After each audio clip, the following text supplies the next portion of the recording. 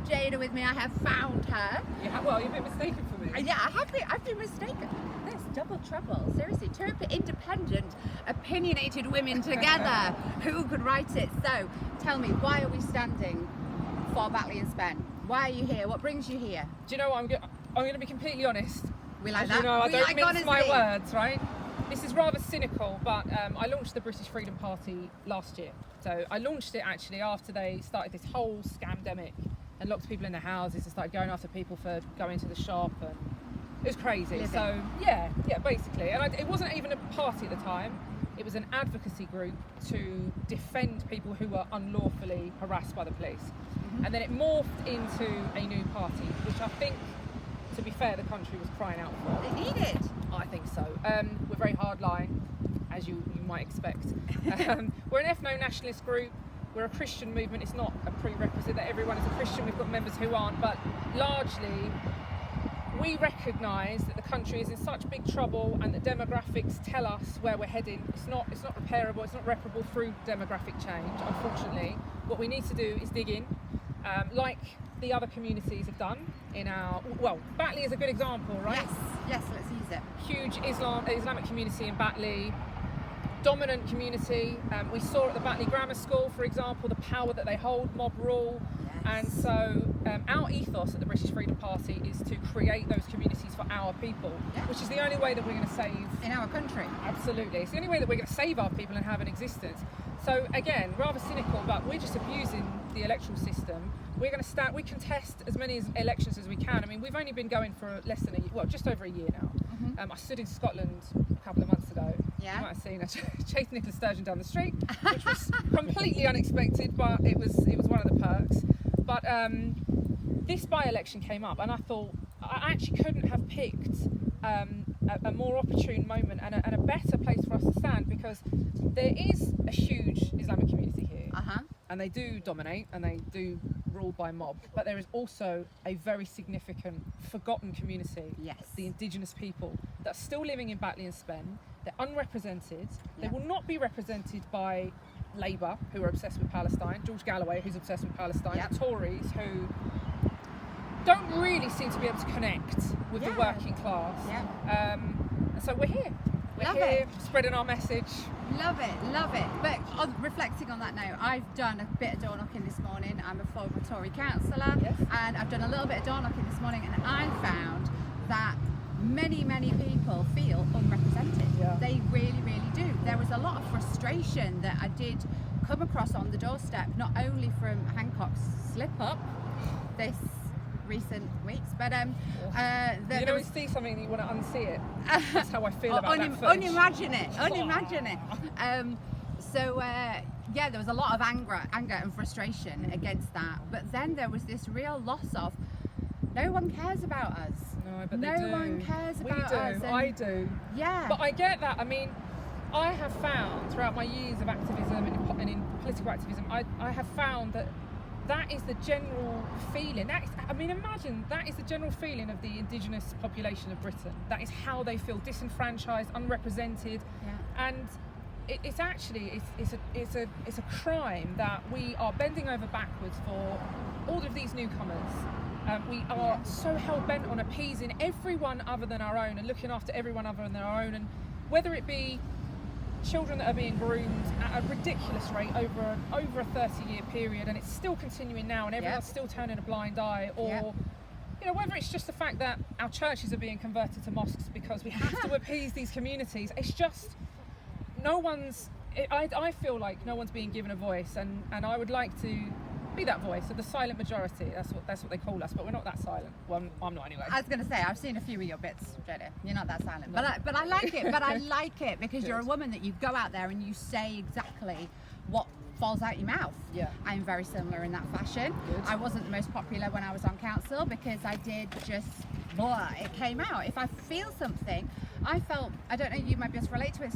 When I was councillor, I felt so strongly that I was there to represent these people, and I was really old school. I kind of modelled myself on my granddad, and I do have a lot of his spirit in me, and he always saw politics as a really old-fashioned thing. You're out there, you're meeting people, you're on the streets, and you're representing this bunch of people. It's not a job, It's not a 9 to 5 thing. You don't go home and clock off. No. It's a lifestyle. Yeah. And it's that real being able to have the balls to stand up and do the right thing for the bunch of people that voted you in, not for the guys that's telling you what to do. And that was the struggle that I really, really felt. Well, do you think if you got elected, you would continue having the balls you've got now? Oh, 100%. I mean, this is the thing. So I think you and I may be kindred spirits in this respect, right? For it. They would fear having someone like us in a position of authority or influence. Because I'm not, look, for me, I've been in this scene for a long time, and I've seen changes. I've seen changes from when I was a small child to now my godchildren are small, and I've seen the difference in their lifestyle compared to mine. This is only getting worse, and it's getting worse because the people that are failing to represent those who you've been speaking to, I've been speaking to, I've had exactly the same thing as you, right? All these people in the constituency are saying, no one cares about us. Do you actually care? But they've seen a lot of stuff that I've been doing out on the streets, and they said, you know what, actually you probably do care, because we've seen you out there. Good. I first of all think, take the money out of politics. Take the money out of politics, see how many of those elitists, those fat cats who are scoffing from the same trough, see how many of them stay. Make it a commitment, make it a life choice. I mean, it's a really strange life choice, but I decided to shut my business about 10 years ago or 8 years ago and enter into political activism. I had a very comfortable lifestyle. I had a very successful business. I was very comfortable, right? I shut the business down, went into a life of threats, police harassment, jail, lost my assets, can't get a bank account, had my house taken off of me by the High Court, you name it, at every level. And I wonder how many of them, if they had one element of that, would continue in their role. They will never speak out because they fear that persecution. They've seen what they've done, because it's those people that have pushed this upon me, right? The elitists that have pushed all of this persecution onto the likes of myself and others who speak out. If they had to suffer 1 inch of that, they'd be gone. They would. Self-serving, that's what they are.